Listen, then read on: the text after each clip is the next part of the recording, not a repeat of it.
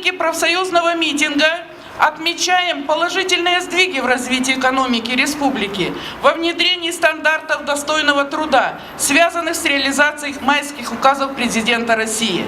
Вместе с тем, приходится констатировать, что некоторые вопросы, напрямую задевающие интересы большинства россиян, до сих пор остаются нерешенными. В настоящее время продолжается наступление на трудовые права и социальные гарантии трудящихся. Уровень заработной платы не отвечает требованиям модернизации экономики. Сохраняется значительный разрыв в оплате труда управленческого аппарата и основной массы наемных работников.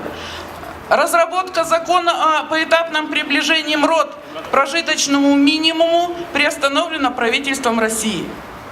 Трудовые отношения далеки от цивилизованных форм. Остается невысокая социальная ответственность работодателей. Представители бизнеса лоббируют собственные интересы в трудовое законодательство. И здесь нам с вами надо быть начеку.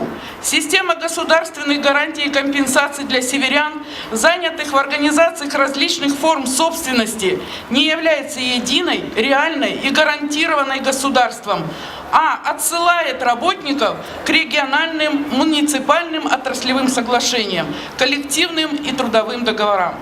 Принятая система специальной оценки условий труда работников выгодна только работодателям, ущемляет законные права и интересы трудящихся, не учитывает наличие всех имеющихся на рабочем месте факторов. Профсоюзы выражают озабоченность состоянием системы социального партнерства на современном этапе, как на российском, так и республиканском уровне. Самые главные требования профсоюза из года в год кочует из соглашения в соглашение. Уже который раз регулярно откладываются в протокол разногласий. Имеется тенденция к принятию законопроектов, где не учитываются мнения профсоюзов, как стороны соцпартнерства.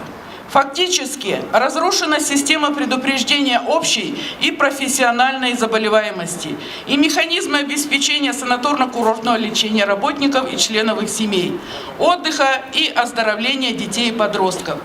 Принятая новая формула расчета пенсий, которая вступит в силу с 1 января 2015 года, фактического повышения пенсионного обеспечения не предусматривает. Считаем, что человек труда, выйдя на пенсию, не должен прозябать в бедности. Сегодняшняя акция проводится в условиях обострения политической и экономической обстановки в мире. Поэтому не случайно расширен главный лозунг нашего митинга «За достойный труд в мире без войн и санкций». Сегодня мы вновь будем настаивать на соблюдении социальной справедливости, особо на безопасности труда и пенсионном обеспечении, ликвидации безработицы, преодолении бедности и неравенства.